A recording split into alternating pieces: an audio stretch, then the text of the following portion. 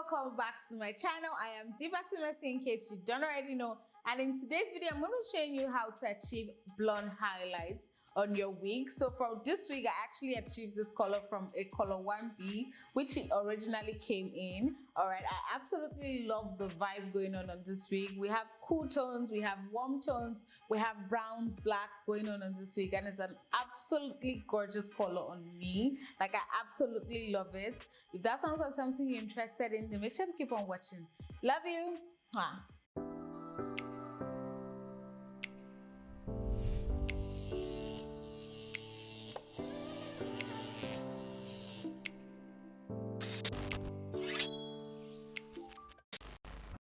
So lovelies, I'm just going to go ahead and show the wig I'm going to be using today. It's from a brand called RPGShow. Alright, something about this brand just screamed luxury to me. The way the packaging comes in, the info about the wig that comes in the package, it's just really cute and really well packaged. Alright, so it comes with the wig, of course, comes with a wig cap, comes with this really cute small mirror, and it comes with a glueless kit install or a kit install for installing your wig. And it's just really pretty. So it comes with a razor blade, it comes with tweezers, comes with a little scissors, and it comes with a mascara wand which you can use for your edges. And also it comes with 2 storage bags. So it comes with this storage bag that's like a drawstring storage bag, and it also comes with this zip down storage bag or wig hanger basically. So I just went ahead to show you guys the before of the wig because we're going to be going ahead to make blonde highlights. It came in a 1B natural state. Alright, so I'm just going to go ahead and list out the things we're going to need for this tutorial. You're going to need your bleach, you're going to need a developer of your choice, you're going to need your mixing bowl, you're also going to need your gloves. It's very important to put on gloves when working with bleach. And then you're going to need your aluminium foil. I found this at the supermarket and I quickly had to grab it. It's a jumbo foil but with cutter. So I went ahead to cut a bit of foil I'm going to be using. I just went ahead to cut them already, and then I went ahead to section my hair into parts.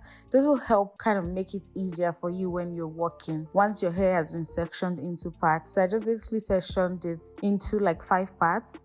So first of all, I'm going to go ahead and start working on my fringe. If it's not a fringe wig, you want to go ahead and just start working in the front first of all. So because once you put your bleach on, it's going to start processing. Okay, so once that bleach is on, you want to make sure that you start forward, like you start at the front, so the front can process first. So what I've just done is take a bit of hair with a technique which I'm also going to show very soon again, so you see what I did.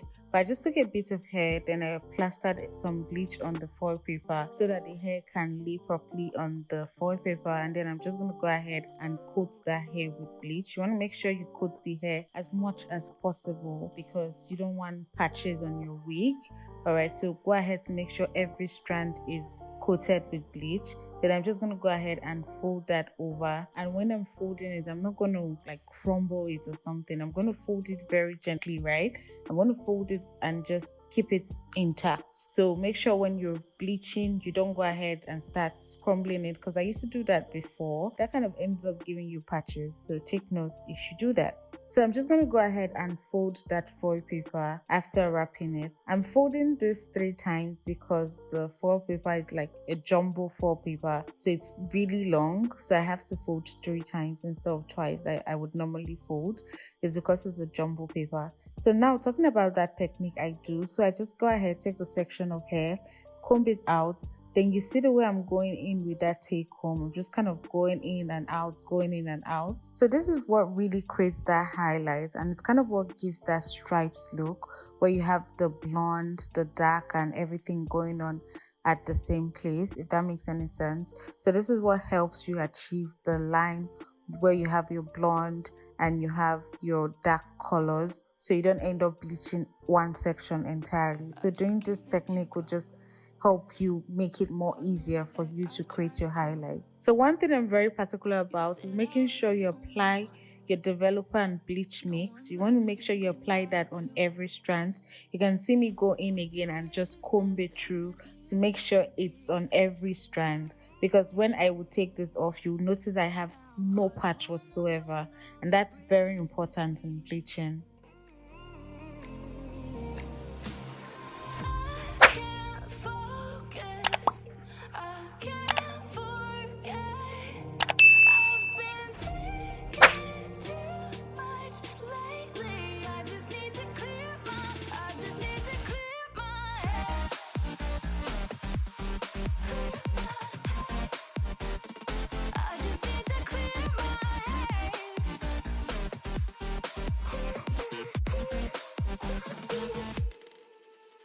So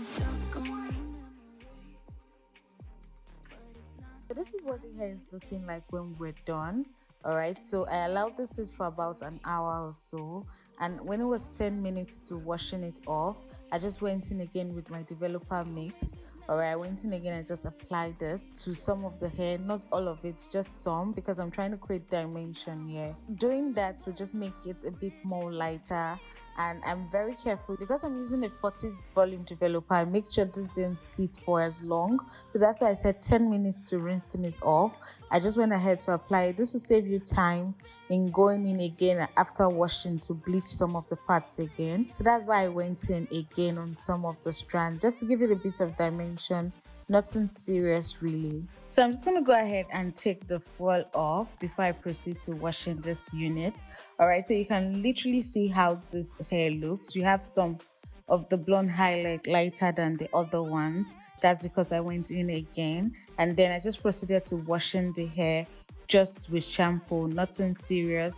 And this is what the hair looks like after it's dried. You can definitely go ahead to rock the hair like this, but you just kind of have to tone it down with purple shampoo maybe. But I knew I didn't want my hair to be like this. I knew I wanted a lot more dimension. I knew I wanted brown in there, I wanted hash blonde, I wanted blonde, and I wanted black. All right, so I just kind of went ahead to mix two mixtures with my 20 developer. All right, so the first mixture was the 20 developer with the bleach, and then the second mixture was the 20 volume developer with the T14 Wella toner. All right, so if you see me using the toothbrush, I'm using the Wella toner, and if you see me using the dye brush, I'm using the 20 volume developer and bleach. And I'm basically not going to put it all over the hair. I'm just taking some parts of the hair, and some part I left out totally. So I'm just trying to create a dimension, like I said, nothing serious. So it just really was me taking a risk. Basically, I was just kind of risking it to see how it will come out, and this is what the final look is looking like, guys. So you can go ahead to see a bit of those browns in there, you see the black, and I'm really just impressed at how it looks. This is what it looks after I've gone ahead to straighten it. You can literally see the difference before I went ahead to tone it and bleach it again. Just a soft bleach, basically. You could see the brown, you could see the black. Like literally there's so many nude color going on this hair right here. So I'm just going to go ahead and cut off that excess lace because we don't need it.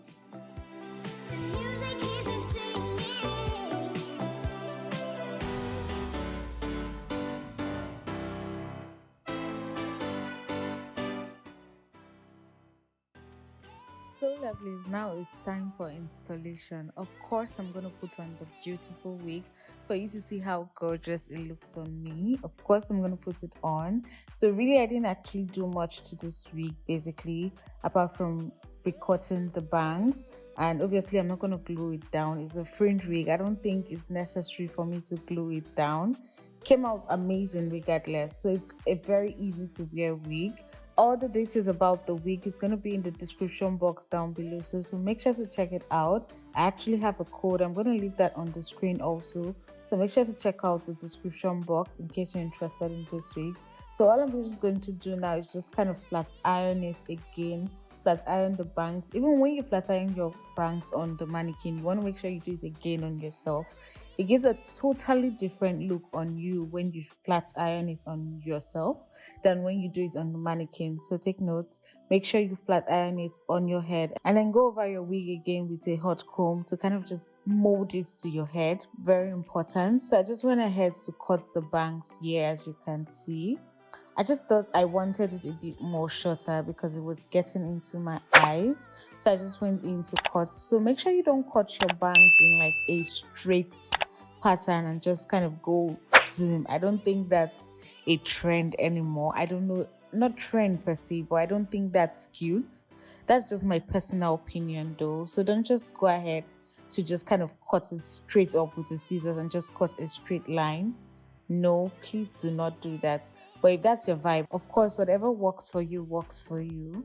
So after I was done cutting the lace, I quickly noticed I didn't actually go in with the foundation on the lace.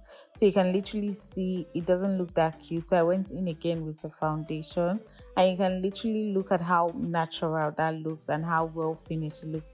It just looks better. So don't forget to tint your lace, lovelies. So I'm just going to go ahead and bob this wig a little bit. I didn't want so much of a bob. I just wanted the ends to kind of face inwards per se. I didn't want it to be like bob. All right, so that's what I'm just going to go ahead to do. I went ahead to get rid of the street mark you're seeing. I went ahead to get rid of it later on, but you can see what I'm talking about basically. So this wig was really a very quick install. I actually love the fact that you can actually just put it on and you don't have to do so much to it once you've customized it to your head. So this is the before look and this is the after look. This is the before and the after, and I'm really impressed with how this wig came out. So lovely. That's really it for this tutorial. Thank you so much for watching to the end of this video. And if you're watching the end of this video, you already know you're the what? You already know you're the real MVP. Thank you so much, and I'll see you in my next tutorial. Love you. Mwah. Bye.